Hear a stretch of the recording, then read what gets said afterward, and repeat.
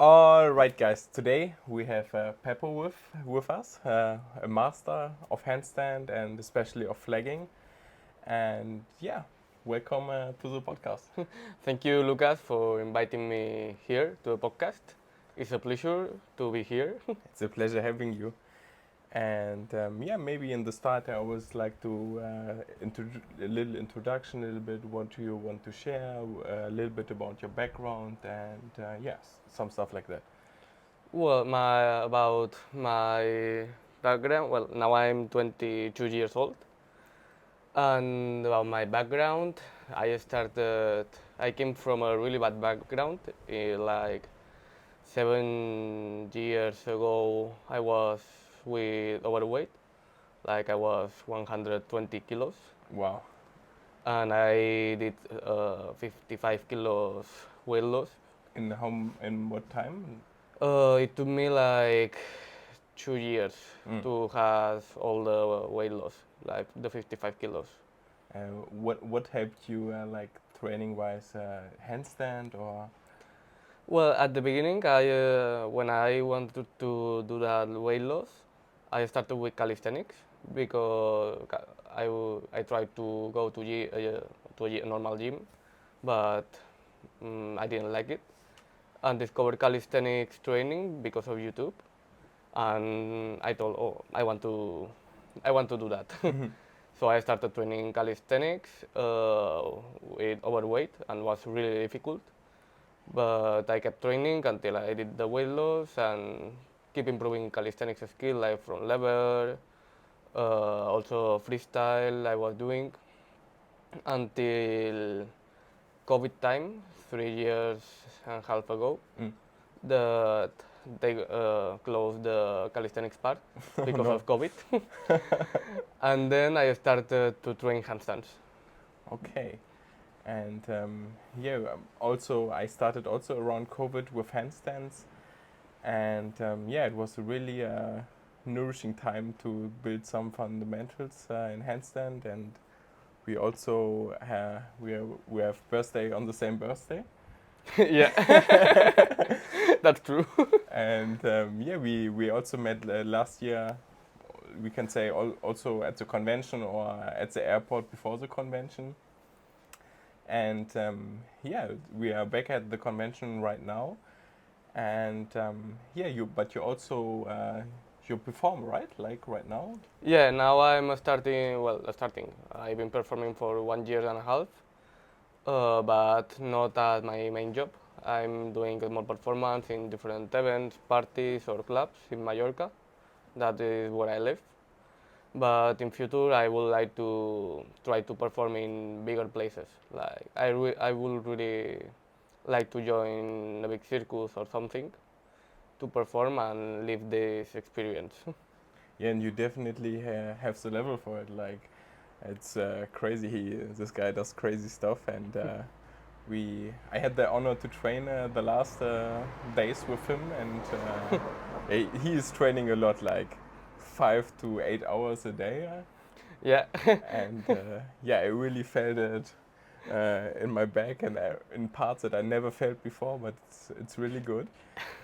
And how was it always like that? Like, or you build up, or how did it become so much? I need to build up, obviously. Mhm. I couldn't train that amount of time before. When I started with handstand training, I was already used to calisthenics training, and I was doing like 2 hours calisthenics training per day, Mm. 5 days a week. And I started with handstands, and when I started doing good technique and doing things as I have to do it, because in calisthenics I was holding like bent arms, handstand, closed shoulder, Mm. typical, Everything. yeah, calisthenics, typical handstand. How was your flexibility? Really bad, Mm. really bad. My split was like that. And when I started training handstands properly with good technique, I was doing like 1 hour and a half, 3 days a week, Mhm. and I was so much exhausted, so I couldn't train calisthenics. Mm. So that was all my training at the beginning. When I was getting used to 1 hour and a half, 3 days a week, I started to, okay, I will try that hour and a half, but 5 days a week. Mm.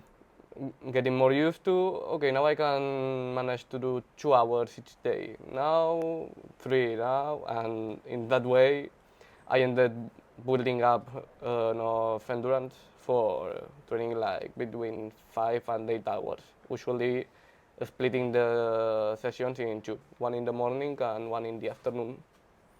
And yeah, what is training for you right now? Like how do you feel about training? Maybe I know like because in the morning you do a little bit more endurance, and then what's your typical training right now at the moment? Now my training looks like in the morning I always do my handstand basics. That is what we did in the morning. That is about the endurance, one arm basics, straddle, full and tag, transition between that, and usually my strength work for a standard press or one arm press, training one of both, or the hops So you switch.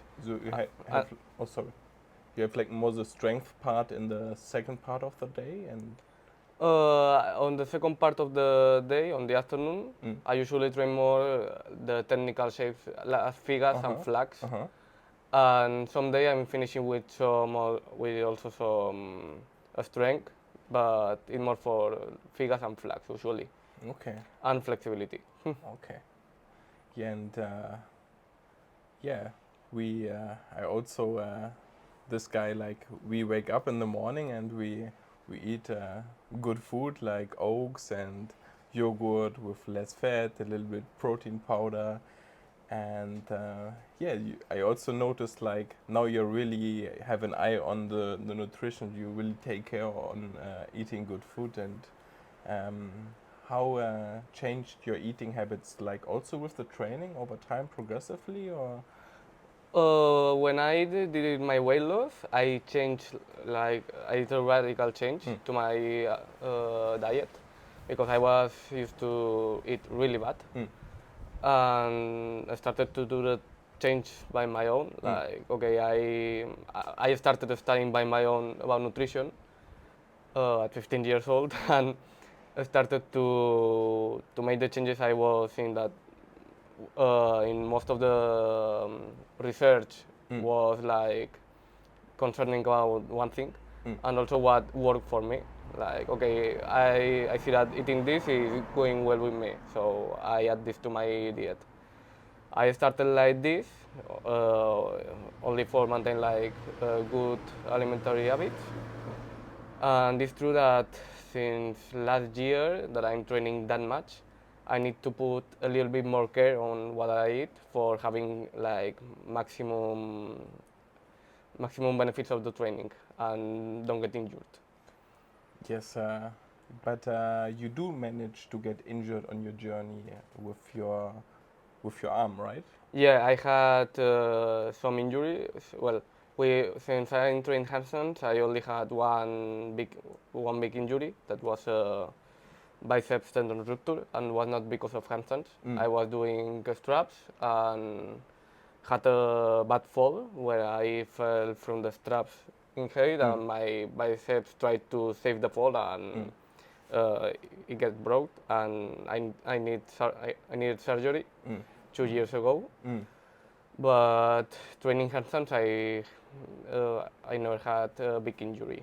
Yeah, I think that's also a beauty of handstand. You're never too old, and you can start at any age. And it's also, I think it's a healthy practice for the body. But like, how do you feel now since you get injured from other things that are not handstand? About other things that are not handstand, how do you feel about? Now I'm really careful when I practice other things, because after that experience, it's like I don't want to stop my progress in handstand because of other things. So For example, straps. I was trying to get good straps trick for doing a solo act in straps also. Now it's like no, I don't want more straps. I want handstands. And the straps I'm also trying to do a duo now, a duo act with one friend, and it's working really well. But because the work you do in a duo straps is so much light for the body than a solo act, so I'm really careful, but still trying something, but really careful. And I do not force the body in other disciplines. Yes, yes.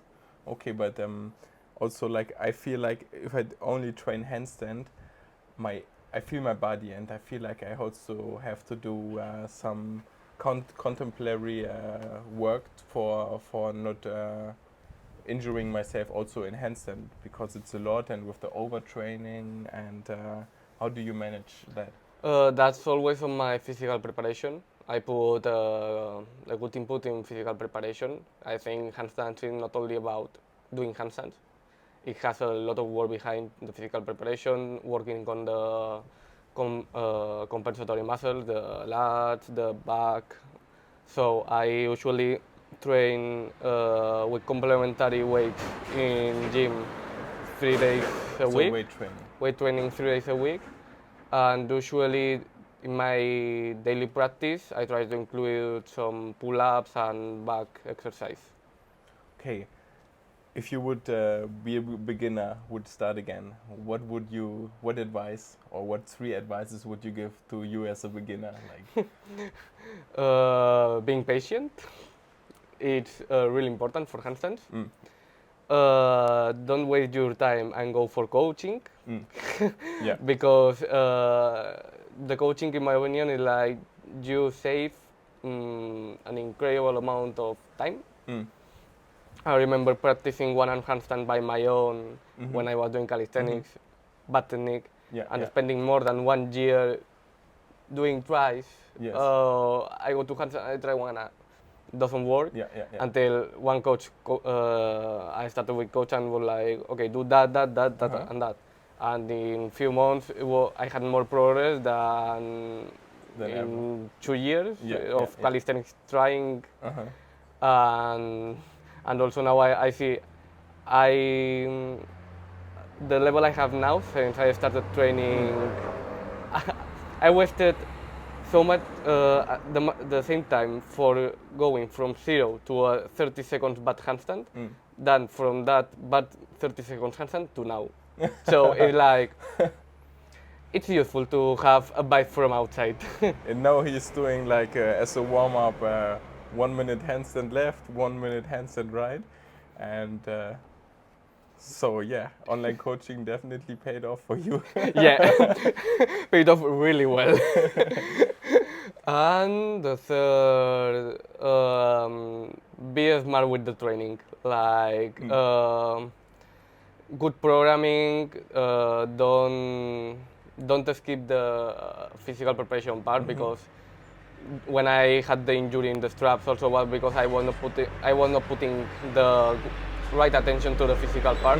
I was more doing only like handstands and training handstands. And since I started with physical preparation, I feel more power in handstands. I feel so much stronger, and I never feel pain. Like I never with the feeling of oof, I can get injured. Mm, mm. Yeah, also like for me, I also do a lot of prehab and rehab, good warm up, and I also feel like it's important to have a good flexibility to be more efficient in especially the more advanced shapes. In the beginning, you may be a little bit no, I don't need the pancake, I don't need the splits, but in the long run, I think it's you can't, or it's hard to get around not doing splits. And like this I would also, yes, flexibility is also something I would really recommend to everyone who is a beginner especially. And then I also feel like don't work with pain, so don't brute force the handstand if it doesn't work. You should find yeah, a way to make it happen without having so much pain. And I would also differentiate between muscle pain and joint pain. Yeah, that's important. I mean, muscle pain can be like, okay, I'm working, the muscle is a little bit sore, that's okay. Joint pain is like, no, you don't want that. Yes. And I feel like if you also give your body the rest time that it needs, it get back stronger. And how do you feel about rest days now? And now rest days is a difficult day for me. Also because I'm used to do a lot of hours of handstand a day, so when I'm spending one day without handstand, it's like I want to do handstand not because of the physical part, more because of the mental part that Mm. I want to do a handstand. Yeah. But I try to control myself to do the full rest day. It's true that it's hard to do it, but since I do one rest day a week, I feel better in like the progress because like okay now after the rest day I usually have a day that is not good because body needs to reset again the handstand, Yes. but after Mhm. that day it's like okay now I'm working better, How, so it's useful. so after the configuration day, how many days do you typically grind out? Like, so you have your rest day, your configuration day, and then how many more good handstand days do you typically have in a row? Usually I do 6 days in a row. Like with good configuration. Yeah, Oh wow. but sometimes I usually I do say 6 days depending on the week. Maybe I do instead of one rest day a week, in 1 week and a half, and I do like 8 sessions and then rest day depending on the programming. It can have this little variation. And typically it's like two times a day for you. Like, Yeah, except the one day. Like uh-huh. I have 5 days with double session and one day one session. And this is a configuration day, like the one session, or is it just a little bit more relaxed day in It's a more between? relaxed day. Okay. It's my day for playing. Okay. I have like 5 training days and one day Mhm. for going on the games and play How and enjoy handstand. how do you feel about drilling part between playing part? How is the balance between these two? Now is a lot more in the drilling part, Mhm. in the handstand training because I want to improve level now. Mhm. But it's true that before I was more used to do like 3 days of training hard, 3 days of playing. It also varies during the time. Now I'm more focused and okay, 5 days of training hard Mhm. and one day of playing. And the drilling is also a lot of with the timer and endurance to build more capacity. Yeah, Or how do you do the drilling part? Like, the drilling part now is more about I work on the basic one arms always. This is my warm up. It's more or less 1 hour of handstand basics I do with a lot of endurance and I start with two arms endurance, then a lot of two arm transition for doing more endurance in the arms, then switching from one arm to the other during 3 minutes, no non-stop, for building that endurance of 3 minutes spend it on the hands. Then I start with more like long holds with the like 1 minute each arm in the different positions, and then some transitions in one arm. This is like my basic training, and then I start with figures, flags, hops, presses, and that part usually for flags is the same structure than I have for the basics.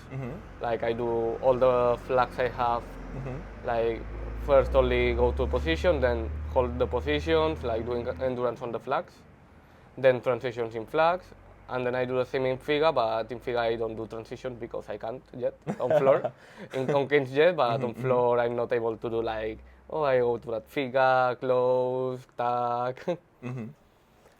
Yeah, it's How do you feel about canes on Figa versus canes on floor? Is it a big difference or? Yeah, I think that the canes is like the steroid of the handstand. Mhm. You can do like 200 times better on canes. Mm. And that's the reason why I don't train on canes, because now when I train on canes, usually before I was doing like a 3 hours training on canes. Now in 1 hour, I'm done. It's a, Because each time I go on the canes, it's like 7 minutes sequence. Because it's like that's easy. I will accumulate the most I can before going down, and it's a good way to work on more endurance, but it's more physical training now. Canes. It's not that I don't have to think a lot for so doing. 7 minutes is for you just chilling with switching the arms or?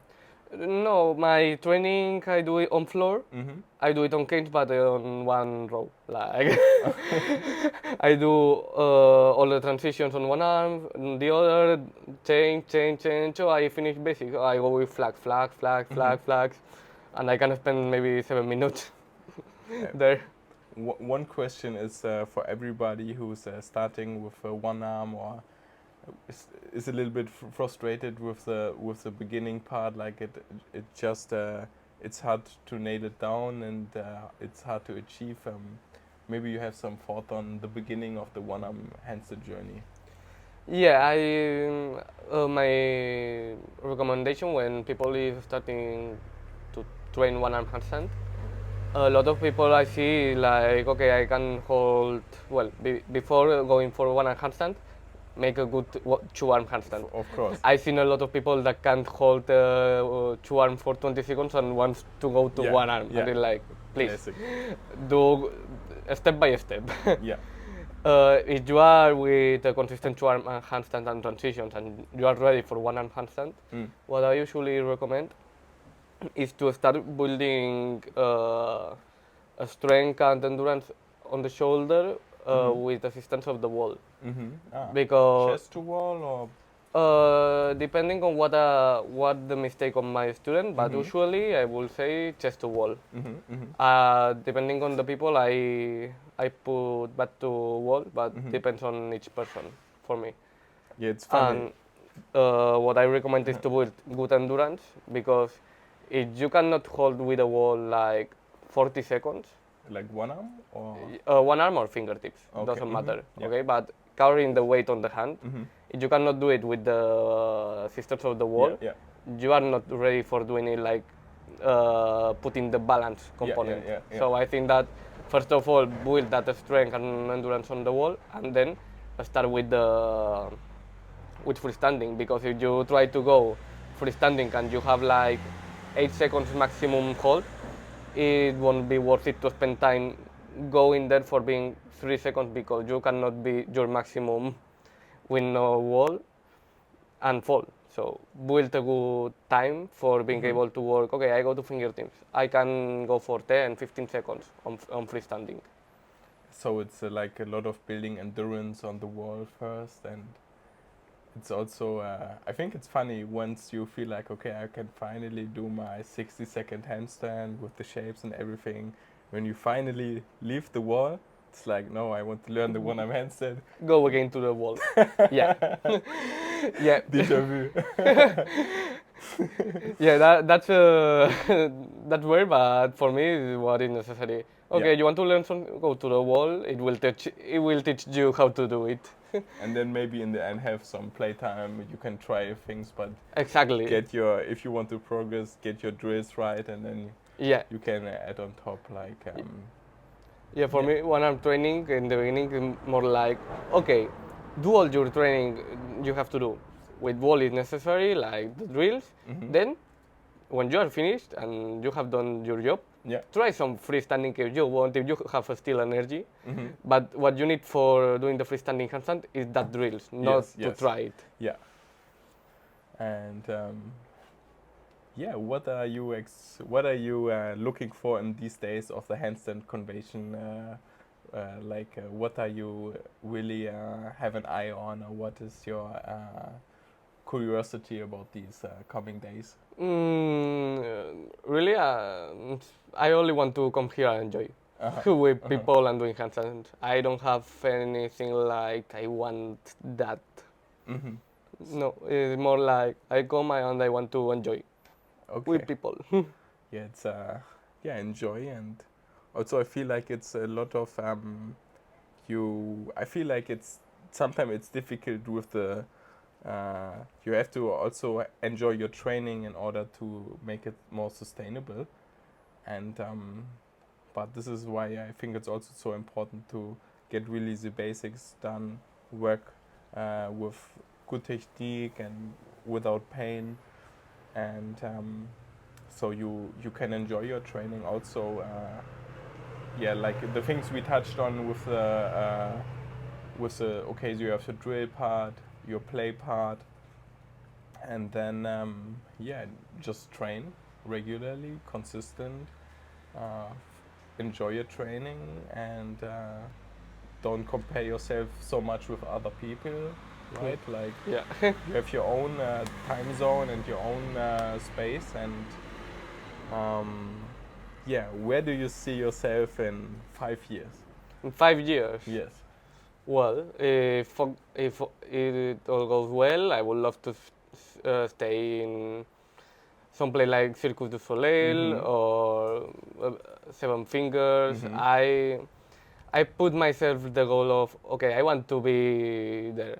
Like One of the best or the best. yeah, I want not the best level because Mm-hmm. this is impossible. Mm. Any child of Mongolia or Kiev is better than my best level in 6 years, and that's the truth.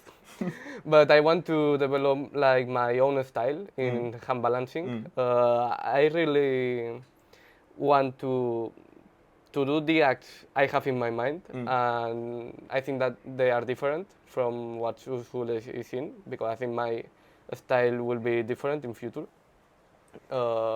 when I'm able to do what it's in my mind. And I want to try to perform in big places with that act. Okay. Yeah, I wish you best of luck for it, and thank you so much for having you today. And yeah, I wish you the best time here at the Handstand convention. And yeah, thank you so much. Yeah. Thank you so much for inviting me, and let's go for more training.